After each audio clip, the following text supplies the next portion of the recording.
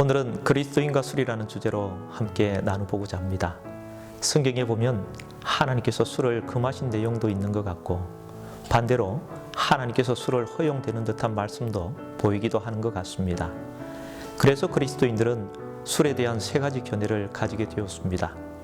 첫 번째, 술을 적당히 마시면 아무런 문제가 되지 않는다는 견해와 두 번째는 하나님께서 술을 적당히 마시는 것을 승인하셨지만 술로 인하여 심각한 사회적, 건강적으로 많은 문제를 일으키고 있기 때문에 술을 금하는 것이 낫다라고 하는 견해입니다. 그리고 마지막으로 술은 합당하지 않기 때문에 술을 금하셨다라는 견해입니다. 그러면 성경은 과연 술에 대하여 어떤 입장을 취하고 있는지 한번 알아보도록 하겠습니다. 창세기 9장 21절에 포도주를 마시고 취하여 그 장막 안에 벌거벗은지라. 이곳은 처음으로 포도주라는 단어가 사용된 곳입니다. 노아 당시에 죄악이 온 세상에 가득하여 하나님께서 사람 지으심을 한탄하시면서 온 세상을 물로 멸망시킬 계획을 세우시고 노아에게 방주를 만들라라고 지시하십니다. 노아는 어인이요 당대의 완전한 자로 하나님께 평가를 받고 있었습니다. 홍수가 끝나고 방주 밖으로 나와 처음으로 농사를 시작하였는데 포도나무를 심고 포도주를 마시고 취하게 됩니다. 노아가 술에 취하여 한 행동은 벌거벗고 자신의 부끄러운 모습을 자녀들에게 보이게 됩니다.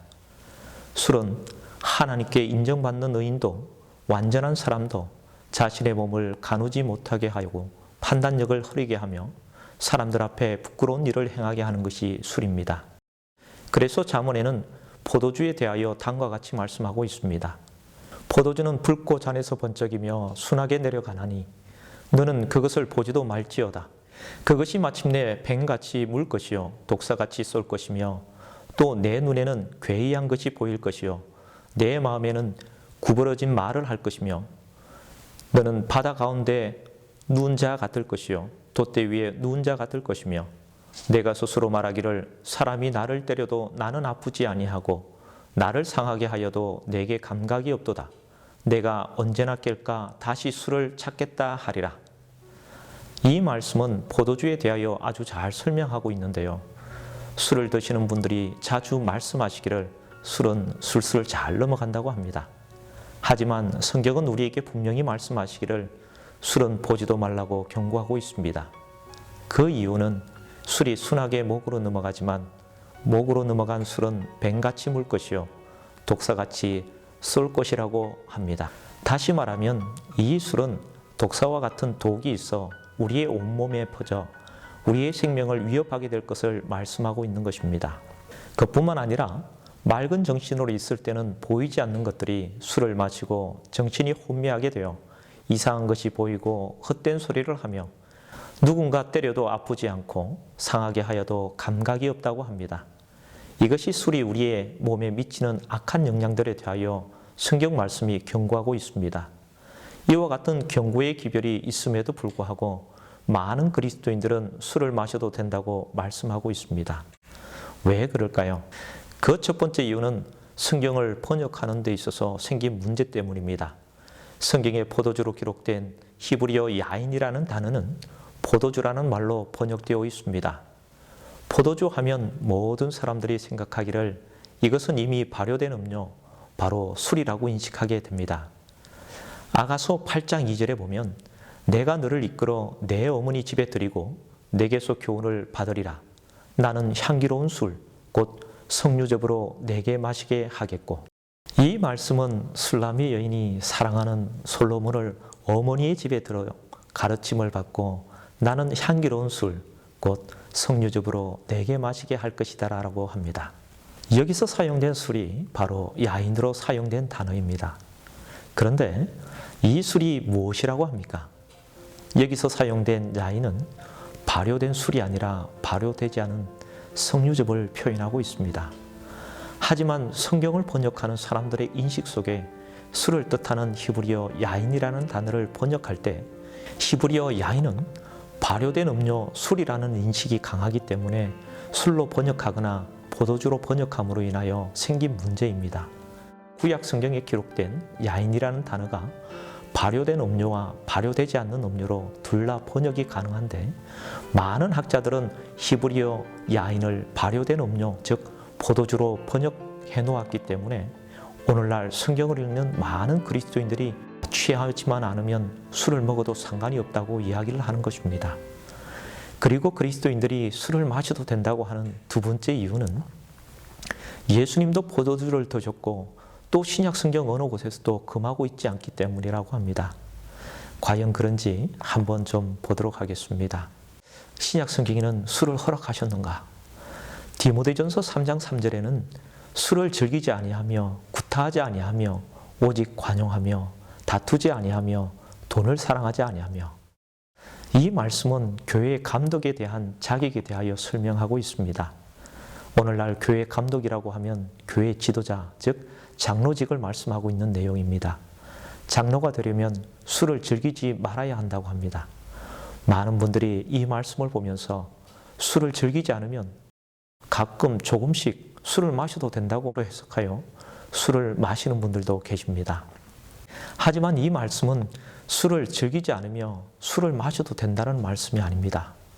여기서 사용된 술은 이 헬라어 파로이노스라는 말인데요. 뭐뭐 곁에 뭐뭐 가까이에라는 뜻의 전치사 파라와 술을 뜻하는 오이노스의 합성어입니다. 문자적으로는 번역하면 술 곁에 앉지 않는 사람을 뜻합니다. 이 말씀은 술을 즐기지 아니하며라는 말씀은 술을 좋아하고 좋아하지 않고의 문제가 아니라 술 곁에 앉아 있는 그 자체를 금하고 있는 것입니다. 자, 그러면 예수님께서 발효된 포도주를 마셨는지 한번 살펴보도록 하겠습니다. 마태복음 26장 27절과 28절에 이와 같은 말씀이 기록되어져 있습니다. 또 잔을 가지사 감사기도 하시고 그들에게 주시며 이르시되 너희가 다 이것을 마시라. 이것은 죄사함을 얻게 하려고 많은 사람을 위하여 흘린 바 나의 피 곧 언약의 피니라. 마태복음 26장 27절과 28절의 말씀은 예수님께서 십자가에 달려 돌아가시기 전 제자들과 함께 유월절을 함께 보내고 계셨습니다. 그때 예수님께서 떡을 가지사 축복하시고 떼어 제자들에게 나누어 먹게 하셨습니다. 그리고 잔을 가지사 감사기도 하시고 제자들에게 나눠주시며 다 마시게 하셨습니다. 많은 그리스도인들이 예수님께서 제자들과 함께 유월절을 보내시면서 포도주, 즉 발효된 포도주를 드셨기 때문에 우리도 포도주를 마셔도 상관이 없다고 합니다. 자, 그러면 예수님께서 유월절에 드신 포도주는 과연 발효된 포도주였을까요? 성경을 통해 한번 살펴보도록 하겠습니다. 이스라엘 백성들은 유월절을 지키기 위해서는 반드시 해야 하는 일이 있었습니다. 그 일이 무엇인지 한번 보도록 하겠습니다. 신명기에 있는 말씀인데요.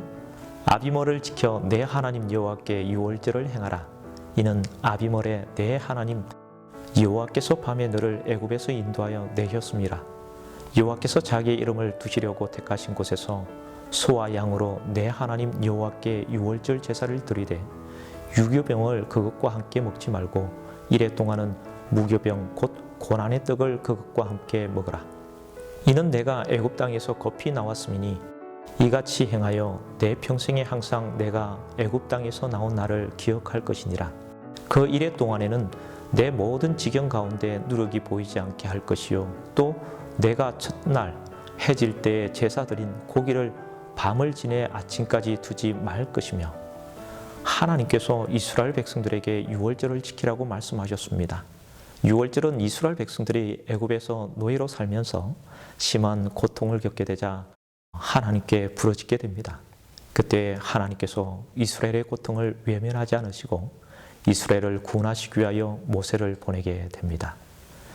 모세는 애굽의 왕 바로를 찾아가 이스라엘 백성들을 애굽에서 보내달라고 요청을 합니다. 하지만 애굽의 왕 바로는 이스라엘 백성들을 보내기를 거절하게 됩니다.